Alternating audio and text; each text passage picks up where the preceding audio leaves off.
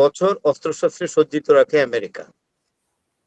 এখন যেহেতু কেন উঠিয়েছে, প্রথমে ডোনাল্ড ট্রাম্প যে কথাটা বলতে চেয়েছেন, যে চীনকে দায়ী করে কথা বলেছেন, শি জিনপিংকে বলেছেন আপনি ইরানকে সহযোগিতা দিবেন না, আপনি ইরানকে সহযোগিতা দিবেন না, তার মানে বুঝিয়েছেন অস্ত্রশস্ত্র দিবেন না। তারপরে শি জিনপিং বললেন যে এটা আমার কাজ নয়, ইরান নিজেরই সক্ষমতা আছে প্রচুর, ইরান নিজস্ব প্রযুক্তিতে ড্রোন এবং দূরপাল্লার মিসাইল তৈরি করছে এবং সেগুলো অনেক ভার্সনের। বর্তমান আধুনিক একবিংশ শতাব্দীর যুদ্ধের জন্য উপযুক্ত ভার্সনের মিসাইল এবং ড্রোন ইরান নিজেরা তৈরি করছে।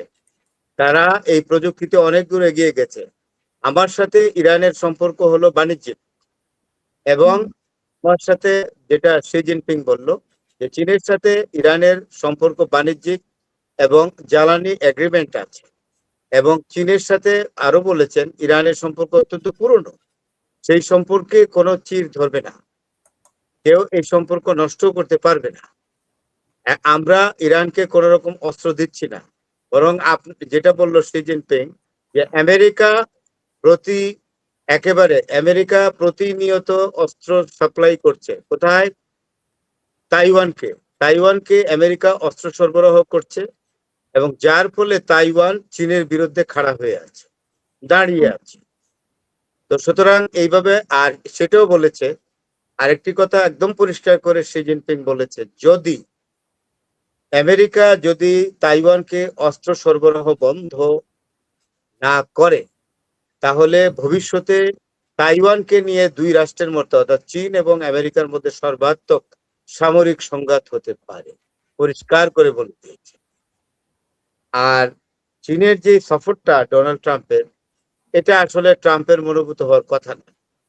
প্রথমেই বলেছি, একে তো শি জিনপিং আসেননি, ভাইস প্রেসিডেন্টকে দিয়ে রিসিভ করানো হয়েছে। প্রথমেই বোঝা যায়, একটা কথা আছে না ইংরেজিতে, মর্নিং শোজ দ্য ডে, যে সকালবেলা দেখলে বোঝা যায় সারাদিন কেমন যাবে।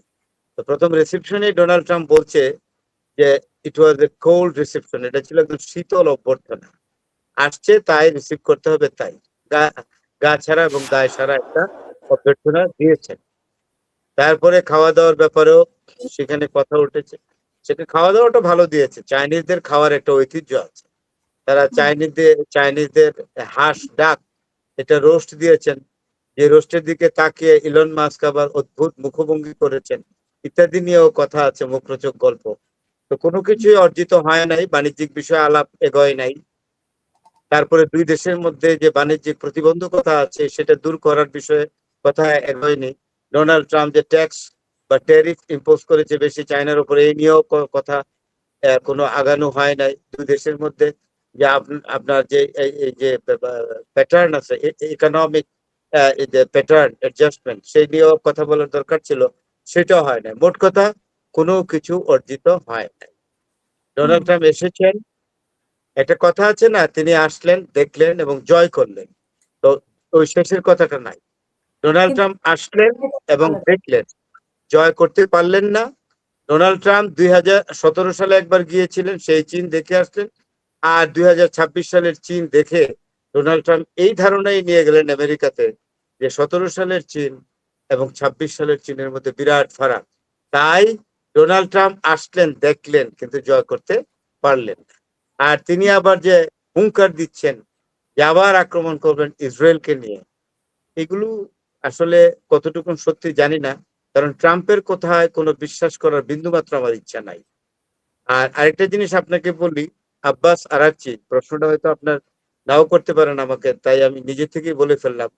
আব্বাস আরাকচি ইন্ডিয়াতে ছিলেন কয়েকদিন আগে, ব্রিক্স এর সম্মেলনে, আপনি জানেন ইরানের পররাষ্ট্রমন্ত্রী। তিনি এইখানে ব্রিক্স কান্ট্রিগুলোর যে ব্রিক্স এর সদস্য রাষ্ট্রগুলোর প্রতি একটা আহ্বান জানিয়েছেন যে আমেরিকা এবং ইসরায়েল ইরানের উপর যে যুদ্ধ করছে, অন্যায় যুদ্ধ চাপিয়ে দিল, সেটা আন্তর্জাতিক আইনের চরম লঙ্ঘন। এটা যেন ব্রিক্স এর সদস্য রাষ্ট্রগুলো উঁচু গলায় বলে, এই আবেদন উনি রেখেছেন।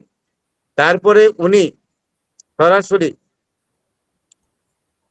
ইয়েতে ব্রিক্স এর সম্মেলনে, উনি সরাসরি ওইখানে সাংবাদিক সম্মেলনে ইয়েকে উদ্দেশ্য করে, অর্থাৎ আরব আমিরাতের প্রতিনিধিকে উদ্দেশ্য করে বলেছেন যে আপনাকে একটা স্পষ্ট কথা জানিয়ে দিতে চাই, মনে রাখবেন যে আপনাদেরকে ইসরায়েল এবং আমেরিকা আপনাদেরকে রক্ষা করতে পারবে না, এটা প্রমাণিত হয়েছে। সুতরাং আপনারা কি করবেন ভাবুন, কারণ এই 2.5 মাসের যুদ্ধে আপনারা গোপনে ইসরায়েলের সাথে নাশকতামূলক কাজে অংশ নিয়েছেন ইরানের বিরুদ্ধে। তাই আপনাদেরকে কিন্তু ভবিষ্যতে আমেরিকা আর ইসরায়েল বাঁচাতে পারবে না, কথা একদম পরিষ্কার করে বলে দিয়েছেন। সুতরাং আরব আমিরাতের কপালে যে দুঃখ আছে ভবিষ্যতে, এইটা আর বলারই অপেক্ষা রাখে না। এইবার আপনি বলেন আর যতক্ষণ পর্যন্ত আক্রমণ না হয় ততক্ষণ পর্যন্ত এই নিয়ে আমি মন্তব্য করব না, because I don't have minimum believe in the frequent statements made by Donald Trump.